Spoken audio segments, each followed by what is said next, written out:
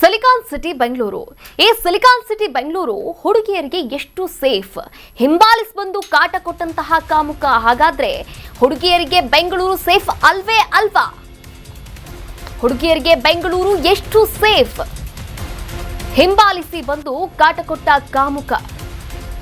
Big boss ಸ್ಪರ್ಧಿ Divya ಸುರೇಶ್ಗೆ ಕಾಟ. ದಿವ್ಯಾ ಮುಂದೆ ಯುವಕನ ವಿಕೃತವಾದಂತಹ ವರ್ತನೆ. ಬೆಂಗಳೂರಿನ ಕನಕಪುರ ರಸ್ತೆಯಲ್ಲಿ ಇಂತಹ ವಿಕೃತಿ ನಡೆದಂತಹ ಘಟನೆ ನಡೆದಿದೆ. ರಸ್ತೆಯಲ್ಲಿ ಹೊಟ್ಟೆ ಭಾಗವನ್ನು ಉಜ್ಜಿಕೊಂಡಂತಹ ಯುವಕ ಕಾರಿಗೆ ಅಡ್ಡವಾಗಿ ನಿಂತು ಅಸಹ್ಯವಾಗಿ ಬಿಹೇವ್ ಮಾಡಿದ್ದಾರೆ. ಕಾರ್ನಲ್ಲಿ ತಂಗಿ ಜೊತೆಗಿದ್ದಂತಹ ದಿವ್ಯಾ ಸುರೇಶ್ ಜನರು ಬಂದ ತಕ್ಷಣ ಅಲ್ಲಿಂದ ಯುವಕ ಎಸ್ಕೇಪ್ ಆಗಿರುವಂಥದ್ದು ಸೋಷಿಯಲ್ ಮೀಡಿಯಾದಲ್ಲಿ ಈ ವಿಡಿಯೋ ಸಖತ್ ಶೇರ್ ಆಗ್ತಾ ಇದೆ. ಪೊಲೀಸರಿಗೆ ದೂರನ್ನ ಕೂಡ ನೀಡಿದ್ದಾರೆ ಬಿಗ್ ಬಾಸ್ ಸ್ಪರ್ಧಿ ದಿವ್ಯಾ ಸುರೇಶ್. ಮಹಿಳೆಯರಿಗೆ ರಕ್ಷಣೆಯೇ ಇಲ್ವಾ ಅಂತ ದಿವ್ಯಾ ಸುರೇಶ್ ಕೆಂಡಕಾರಿದ್ದಾರೆ. ಯುವಕನ ಕಾಮ ಚೇಷ್ಟೆಗೆ ಜನರು ಚೀಮಾರಿ ಹಾಕ್ತಾ ಇದ್ದಾರೆ. ನೀವು ಕೂಡ ದೃಶ್ಯಾವಳಿಗಳಲ್ಲಿ ಗಮನಿಸ್ತಾ ಇದ್ದೀರಾ ನೋಡಿ. ನಿನ್ನೆ ಈ ಒಂದು ಘಟನೆ ನಡೆದಿರುವಂಥದ್ದು ಕನಕಪುರ ರಸ್ತೆಯಲ್ಲಿ. ಆದರೆ ಈ ಒಂದು ಘಟನೆಗೆ ಸಂಬಂಧಪಟ್ಟಂತೆ ಮತ್ತಷ್ಟು ಅಪ್ಡೇಟ್ಸ್ ಕೂಡ ನೀಡ್ತಾ ಹೋಗ್ತಾರೆ ನಮ್ಮ ಪ್ರತಿನಿಧಿ ಮಾವಳಿ ಕಾರ್ತಿಕ್. ದೂರವಾಣಿ ಸಂಪರ್ಕದಿಂದ ಜಾಯಿನ್ ಆಗ್ತಾ ಹೋಗ್ತಾರೆ. ಎಸ್ ಕಾರ್ತಿಕ್, ಯಾವಾಗ ಈ ಒಂದು ಘಟನೆ ನಡೆದಿರುವಂಥದ್ದು? ಈ ಘಟನೆಯ ಬಗ್ಗೆ ದಿವ್ಯಾ ಸುರೇಶ್ ಅವರು ಏನ್ ರಿಯಾಕ್ಟ್ ಮಾಡಿದ್ದಾರೆ? ಕಾವ್ಯ, ನಿನ್ನೆ ತಡರಾತ್ರಿಯಲ್ಲಿ ದಿವ್ಯಾ ಸುರೇಶ್ ಅವರು ಮತ್ತೆ ಅವರ ತಂಗಿ ಕಾರ್ಗೆ ಹತ್ತೋದಕ್ಕೆ ಅಂತ ಬಂದಿರ್ತಾರೆ. ಕನಕಪುರ ರೋಡ್ ಅಲ್ಲಿ ಅವ್ರು ಒಂದು ಜಾಗಕ್ಕೆ ಹೋಗಿರ್ತಾರೆ. ಆ ಜಾಗದಿಂದ ಮತ್ತೆ ಕಾರ್ಗೆ ರಿಟರ್ನ್ ಬಂದು ಹತ್ತವಾಗ ಈ ಘಟನೆ ನಡೆದಿರುವಂತದ್ದು. ಆ ಹುಡುಗನ ಬಗ್ಗೆ ಇನ್ನೂ ಯಾವುದೇ ರೀತಿಯಾದಂತಹ ಮಾಹಿತಿ ಲಭ್ಯವಾಗಿಲ್ಲ. ಅವನ ಒಂದು ರೂಪುರೇಷೆಗಳು ನೋಡ್ತಾ ಇದ್ರೆ ಅಲ್ಲಿಯೇ ಎಲ್ಲೋ ಒಂದು ಕಡೆ ಲೋಕಲ್ ಅಲ್ಲಿ ಅವನು ವಾಸವಾಗಿರ್ಬೋದು ಅನ್ನುವಂತ ಒಂದು ಅನುಮಾನ ಇದೆ. ಏನಕ್ಕಂದ್ರೆ ಟೀ ಶರ್ಟ್ ಮತ್ತೆ ಅವನು ಶಾರ್ಟ್ಸ್ ನಲ್ಲಿ ಅಲ್ಲಿ ಮೊಬೈಲ್ ಹಿಡ್ಕೊಂಡು ಓಡಾಡ್ತಾ ಇರ್ತಾನೆ. ಇವರಿಬ್ರು ಬರುವಂತ ಟೈಮ್ ನಲ್ಲೇನೆ ಅವನು ಎದುರುಗಡೆಯಿಂದ ಬರ್ತಾ ಇರ್ತಾನೆ. ಅಲ್ಲಿ ಅವನು ಅಸಭ್ಯವಾಗಿ ವರ್ತನೆ ಮಾಡಿದ್ದಾನೆ. ನಮ್ಮ ಬೆಂಗಳೂರು ಎಷ್ಟು ಸೇಫ್ ಅಲ್ಲ ಅನ್ನೋದಕ್ಕೆ ಇದೊಂದು ಜ್ವಲಂತ ಉದಾಹರಣೆ ಅಂತ ಹೇಳ್ಬೋದು.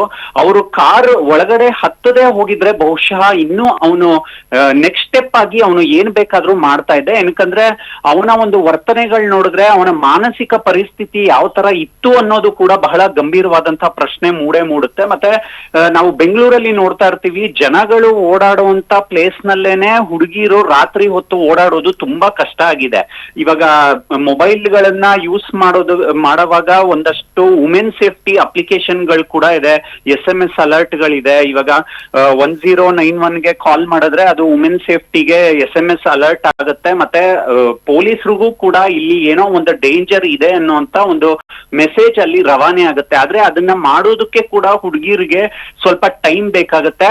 ಈ ಕೇಸ್ ನಲ್ಲೂ ಕೂಡ ಅದೇ ರಿಪಿಟೇಟಿವ್ ಆಯ್ತಾ ಅಂತ ಅವರು ಒಂದು ಒಳ್ಳೆ ಕೆಲಸ ದಿವ್ಯಾ ಸುರೇಶ್ ಅವರು ಏನ್ ಮಾಡಿದ್ದಾರೆ ಅಂದ್ರೆ ಅದನ್ನ ವಿಡಿಯೋ ಮಾಡಿ ಅದನ್ನ ಇನ್ಸ್ಟಾಗ್ರಾಮ್ ಅಲ್ಲಿ ಹಾಕೊಂಡಿದ್ದಾರೆ. ಅಂದ್ರೆ ಆ ಹುಡುಗ ಏನಾದ್ರೂ ಅಕಸ್ಮಾತ್ ಇವರು ವಿಡಿಯೋ ಮಾಡದೆ ಹೋಗಿದ್ರೆ ಅವನು ಅನುಚಿತ ವರ್ತನೆ ಮಾಡಿ ಆಮೇಲೆ ಎಸ್ಕೇಪ್ ಆಗುವಂತ ಚಾನ್ಸಸ್ ಗಳು ಇರ್ತಾ ಇತ್ತು.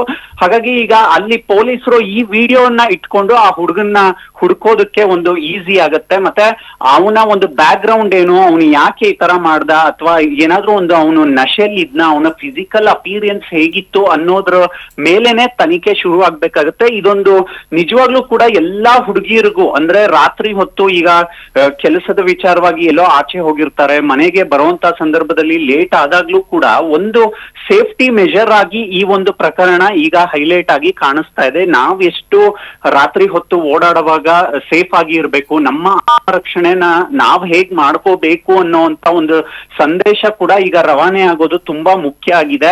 8 ಗಂಟೆ 9 ಗಂಟೆ ಮೇಲೆ ಓಡಾಡುವಾಗ ನಮ್ಮ ಸೇಫ್ಟಿನ ನಾವು ನೋಡ್ಕೊಳ್ಳೇಬೇಕು ಅನ್ನುವಂತಹ ಒಂದು ಕಾಳಜಿ ಕೂಡ ಈ ಪ್ರಕರಣದಲ್ಲಿ ಎದ್ದು ಕಾಣ್ತಾ ಇದೆ. ಈಗ ದಿವ್ಯಾ ಸುರೇಶ್ ಅವರು ಇನ್ನೂ ಕೂಡ ಪೊಲೀಸರಿಗೆ ಈ ವಿಚಾರವಾಗಿ ಸಂಬಂಧಪಟ್ಟಂಗೆ ಯಾವುದೇ ಒಂದು ರಿಟರ್ನ್ ಕಂಪ್ಲೇಂಟ್ ಅನ್ನ ಕೊಟ್ಟಿಲ್ಲ. ಆದ್ರೂ ಈ ವಿಡಿಯೋ ತುಂಬಾ ವೈರಲ್ ಆಗ್ತಾ ಇದೆ. ಮತ್ತೆ ಹುಡುಗಿಯರು ಎಷ್ಟು ಸೇಫ್ಟಿಯನ್ನ ನೋಡ್ಕೋಬೇಕು, ತಮ್ಮನ್ನ ತಾವು ಹೇಗೆ ರಕ್ಷಣೆ ಮಾಡ್ಕೋಬೇಕು ಅನ್ನೋದನ್ನ ಈ ವಿಡಿಯೋ ಹೇಳ್ತಾ ಇದೆ. ಜೊತೆಗೆ ಅವರು ಕಾರಲ್ಲಿ ಒಳಗಡೆ ಕೂತ್ಕೊಂಡ ಮೇಲೂ ಕೂಡ ದಿವ್ಯಾ ಸುರೇಶ್ ಮತ್ತೆ ಅವರ ತಂಗಿ ಬೇರೆಯವರ ಒಂದು ನೆರವಿಗೆ ಒಂದು ಹಸ್ತವನ್ನ ಚಾಚ್ತಾರೆ. ಕಾವ್ಯ, ಥ್ಯಾಂಕ್ ಯು ಕಾರ್ತಿಕ್, ತಮ್ಮೆಲ್ಲ ಡೀಟೇಲ್ಸ್ಗಾಗಿ ಧನ್ಯವಾದಗಳು.